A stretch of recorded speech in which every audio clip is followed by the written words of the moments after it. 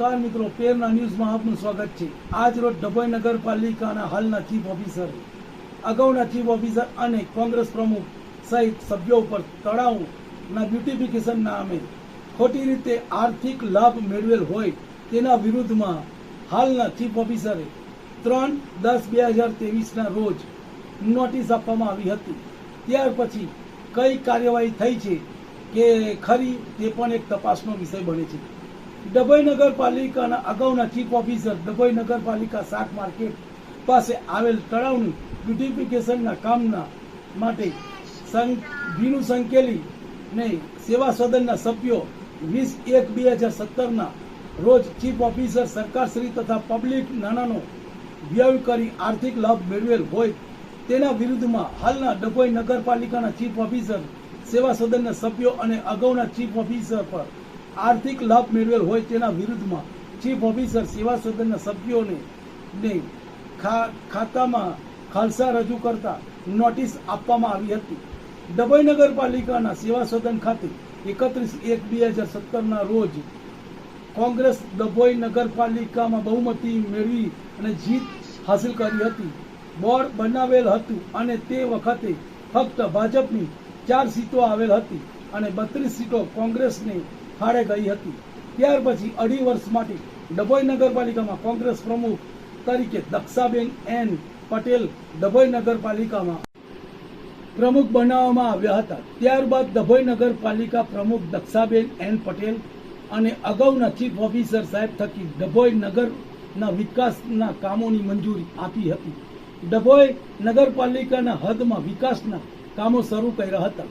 ત્યારે ડભોઈ નગરપાલિકામાં એક વિકાસના કામ માટે 31/1/2017ની સામાન્ય સભા રાખવામાં આવી હતી। તેમાં ડભોઈ નગરપાલિકાના કોંગ્રેસના પ્રમુખ દક્ષાબેન એન પટેલ અને અગાઉના ચીફ ઓફિસરની સાનિધ્યમાં સામાન્ય સભા સમગ્ર 31/1/2017ના મંગળવારના રોજ સાંજના 4 કલાકે સદસ્યોની હાજર રહીને એક વિકાસના કાર્યોની નિર્ણય કરવામાં આવ્યા હતા।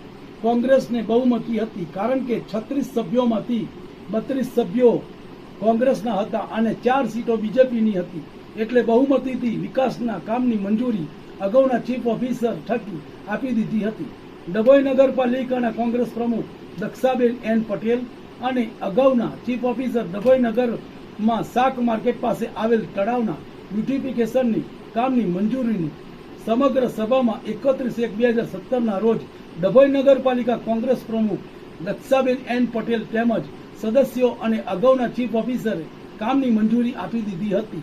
ત્યારબાદ ડભોઈ નગરપાલિકા ડભોઈ નગરમાં શાક માર્કેટ પાસે આવેલા તળાવ બ્યુટિફિકેશનની વહીવટી મંજૂરી પણ મળી ગયેલ હતી તેવું એસ્ટિમેટ ઠરાવ કોપી પણ પાસ કરી દીધી હતી અને ત્યાં કામ પણ ચાલુ થઈ ગયું હતું।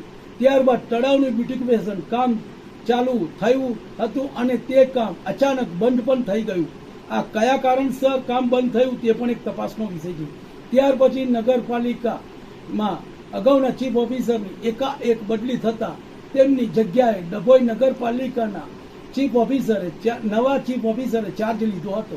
ડભોઈ નગરપાલિકાના નવા ચીફ ઓફિસરે ને પાછળના કયા કામોની વહીવટી મંજૂરી આપી છે, કેટલા વિકાસના કામોના ઠરાવ કરેલા છે અને કેટલા કામ ચાલુ છે તેઓ અભ્યાસ કરીને જે જગ્યાએ કામો ચાલુ હતા તે તાબાના અધિકારીને પાસે રિપોર્ટ માંગેલ હતો। તળાવની બ્યુટિફિકેશનની મંજૂરી કયા નિયમથી મળી, કારણ કે જે તળાવનું બ્યુટિફિકેશનનું કામ કરવાનું હતું તે તળાવ પુરાતત્વ ખાતામાં આવે છે કે નહીં તે પણ એક તપાસનો વિષય બને છે।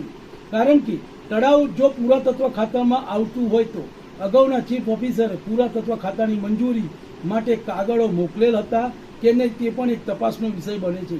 કારણ કે જ્યાં સુધી પુરાતત્વ ખાતાની વર્ષો જૂની સપ્તશૃંખી વાવ પણ ત્યાં આવેલી છે, એટલે તળાવની આજુબાજુ પુરાતત્વની મિલકતોના પુરાવા આજે પણ છે। એટલે તળાવ જો પુરાતત્વમાં લાગે તો તેમની વિકાસના કામ અર્થે અભિપ્રાય લેવાનો હોય, પણ જો પુરાતત્વના આ તળાવ ના આવતું હોય તો તેની મંજૂરી લેવામાં આવતી નથી। આ તળાવ પુરાતત્વમાં આવેલ છે કે નહીં તે પણ એક તપાસનો વિષય બને છે। જ્યારે હાલના ચીફ ઓફિસરે આ નગરમાં શાક માર્કેટ પાસે આવેલ તળાવના બ્યુટિફિકેશનનું કામ ચાલતું હતું કે બંધ હતું તે પણ એક તપાસનો વિષય છે. અચાનક હાલના ચીફ ઓફિસરે ડભોઈ નગરપાલિકામાંથી જાવક નંબર 100/2023-2024 રોજ 3/10/2023 રોજ ડભોઈ નગરપાલિકામાંથી નોટિસ આપવામાં આવે છે. તે પણ ડભોઈ નગરપાલિકાના 34 સદસ્યોને ડભોઈ નગરપાલિકા તરફથી નોટિસ આપવામાં આવે છે.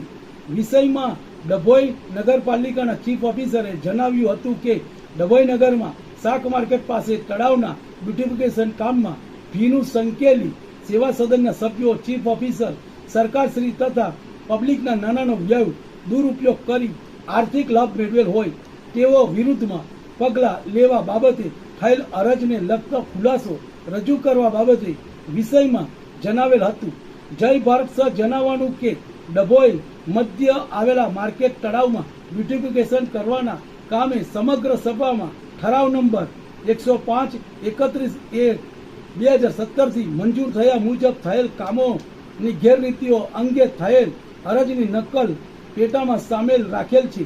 જે જોગવાઈ સદર બાબતે આપનો ખુલાસો સ્ટાફ અને દિન 3 રજૂ કરવાનો આવી તમને જણાવવામાં આવે છે.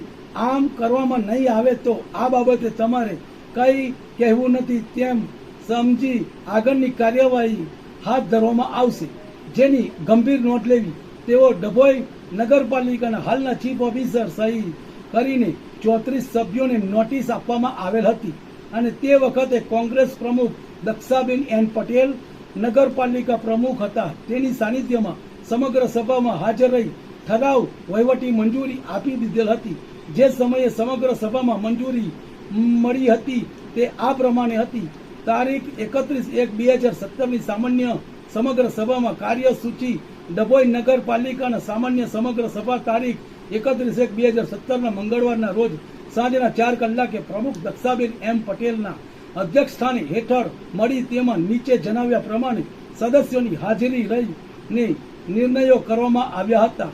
જેમાં દક્ષાબેન એન પટેલ પ્રમુખ, મકબૂલ એન પી મરઘાવાલા ઉપપ્રમુખ, પુષ્પાબેન એસ રાવલ, રાયસા બીબી આઈ પઠાણ, પ્રકાશભાઈ એમ વસાવા, સુભાષભાઈ ડી ભોજવાણી, ફરીદાબાનુ એન લોખંડવાલા, શીતલબેન પી પટેલ, સલીમભાઈ એન ઘાંચી, રાજેન્દ્ર કુમાર કે શાહ, ધર્મિષ્ઠાબેન વી સોલંકી, નફીસા બાનુ એમ મંસૂરી, નૂર મોહમ્મદ એમ મહુડાવાલા, નૈનાબેન આર તડવી, રજિયા એ મંસૂરી, મુકેશ કુમાર જે શાહ, અયુબભાઈ આઈ ખલીફા, તાહિરા બીબી આઈ બાનુવાલા, સોનલબેન કે સોલંકી, હાર્દિક એસ પટેલ, અફજલ હુસેન આઈ કાબાવાલા, તેજલબેન ડી સોની, Swatiben D Shah, Hitesh Kumar V Shah, Prakashbhai R Shah, Hasuben D Vasava, Bibiben H Mansuri, Chimanbhai Vankar, Mitesh Kumar H Patel, Minaben H Bariya, Anasuyaben K Vasava, Harshaben H Chauhan, Kalpeshbhai B Tadvi, Gautam Kumar S Banker આ નગરપાલિકાના સદસ્યોની વહીવટી મંજૂરી પાસ કરવામાં હાજર રહ્યા હતા. ત્યારબાદ હાલના ડભોઈ નગરપાલિકાના ચીફ ઓફિસરે આ 34 સદસ્યો નગરપાલિકા તરફથી નોટિસ આપવામાં આવેલી હતી અને સાચું છે કે ખોટું છે તે પણ એક તપાસનો વિષય છે. પણ પછી હાલના નગરપાલિકાના ચીફ ઓફિસરે નોટિસ આપ્યા પછી કંઈ દિવસમાં નોટિસનો ખુલાસો માંગેલ હતો અને આ 34 સદસ્યો દ્વારા નોટિસનો ખુલાસો આપેલ છે કે નહીં તે પણ એક તપાસનો વિષય બને છે. અગાઉના ચીફ ઓફિસર પર સરકારશ્રી પબ્લિકના નાણાંનો દુરુપયોગ થવા બાબત માટે નોટિસ આપવામાં આવેલ હતી. તો અગાઉના ચીફ ઓફિસરે નોટિસનો જવાબ આપેલ છે કે નહીં તે પણ એક તપાસનો વિષય છે. હાલના ડભોઈ નગરપાલિકાના ચીફ ઓફિસરે નોટિસ આપ્યા પછી આજ દિન સુધી કસૂરવારો પર પગલાં લીધા છે કે નહીં તે પણ એક તપાસનો વિષય છે. અગાઉના ચીફ ઓફિસર પણ હાલ જે તે સ્થળ પર સરકારી ફરજ બજાવે છે તો તેની પર કાર્યવાહી કરી છે કે નહીં તે પણ એક તપાસનો વિષય છે. ડભોઈ નગરપાલિકાના કોંગ્રેસ પ્રમુખ દક્ષાબેન એન પટેલ અને સદસ્યો દ્વારા ખુલાસો લેખિતમાં આપેલ છે કે નહીં તે પણ એક તપાસનો વિષય બને છે. હાલ ડભોઈ નગરપાલિકાના ચીફ ઓફિસરે સભ્યો અને દ્વારા લેખિતમાં ખુલાસો આપેલ ના હોય તો ચીફ ઓફિસરે કઈ કાર્યવાહી કરી છે કે નહીં તે પણ એક તપાસનો વિષય બને છે. હાલ જે નગરમાં શાક માર્કેટ પાસે તળાવ બ્યુટિફિકેશનનું કામ એસ્ટિમેટ પ્રમાણે હાલના સમયે પણ કામ થયેલ નથી અને હાલ પણ કામ અધૂરું છે, તો આની ગ્રાન્ટના રૂપિયા કોની પાસે રિકવરી કરવાની રહેશે? અત્યાર સુધી આ મિલકતની ગ્રાન્ટના રકમ સરકારમાં રિકવરી ના કરી હોય તો કયા સરકારી અધિકારી પર કાર્યવાહી કરવાની આવશે? હા, ડભોઈ નગરપાલિકામાં આ એક વિકાસની ગ્રાન્ટની વાત કરીએ છીએ પણ હજુ કેટલાય એવા કામોના પેમેન્ટ ચૂકવાયા છે કે જગ્યા ઉપર કઈ અલગ જ અને સરકારી દફતરે કઈ અલગ હોય છે. પણ ટૂંક સમયમાં અહેવાલ આવશે. ડભોઈ નગરપાલિકાના હાલના ચીફ ઓફિસર 34 સભ્યોને નાણાકીય દુરુપયોગ થવા બાબતની નોટિસ આપી હતી.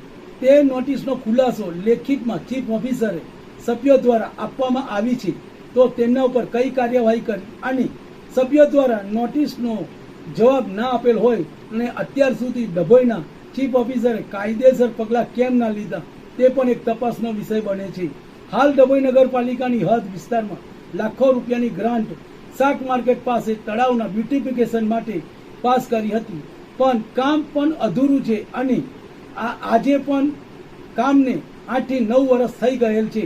તો આ ગ્રાન્ટની રકમ કોઈ બીજા કામમાં વાપરી નથી ને તે પણ એક તપાસનો વિષય બને છે. કારણ કે આજે પણ આ કામ અધૂરું છે, તો કયા અધિકારી પાસે રિકવરી લેવાની રહેશે તે પણ એક તપાસનો વિષય બને છે. જો હાલ નગરપાલિકાના ચીફ ઓફિસરે નોટિસ આપેલ છે એમાંથી હાલ કેટલાક સભ્યો ચૂંટાઈને આવ્યા છે, તો જે સભ્યો ચૂંટાઈને આવ્યા છે તે અને જે સમયે નોટિસનો જવાબ આપી દીધેલ હોય તો તેના ઉપર કોઈ કાર્યવાહી ના થાય.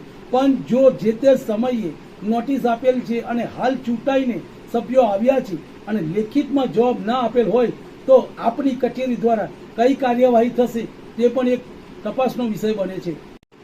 ડભોઈ નગરપાલિકા શાક માર્કેટ પાસે તળાવ બ્યુટિફિકેશનની ગ્રાન્ટ ફાળવેલી હતી અને કામ પણ ચાલુ થઈ ગયું હતું, તો તે જગ્યા પુરાતત્વનું તળાવ આવેલું છે, તો તેની મંજૂરી લીધી છે અને પુરાતત્વની નગરપાલિકાની મંજૂરી ના મળી હોય તો પુરાતત્વ તરફથી આપણી કચેરીમાં નોટિસ આપેલ છે અને પુરાતત્વની નોટિસ જો નગરપાલિકામાં આપેલ હોય છતાં પણ નિયમ વિરુદ્ધ જઈને વિકાસ માટે ગ્રાન્ટ ફાળવવામાં આવી હોય તો કયા અધિકારી પર કાર્યવાહી કરવાની રહેશે? કારણ કે અહીં પુરાતત્વની મંજૂરી લેવાની હોય છે, કારણ કે આ તળાવ પુરાતત્વમાં આવેલું છે, છતાં પણ મંજૂરી વગર વિકાસ માટે ગ્રાન્ટ ફાળવી છે.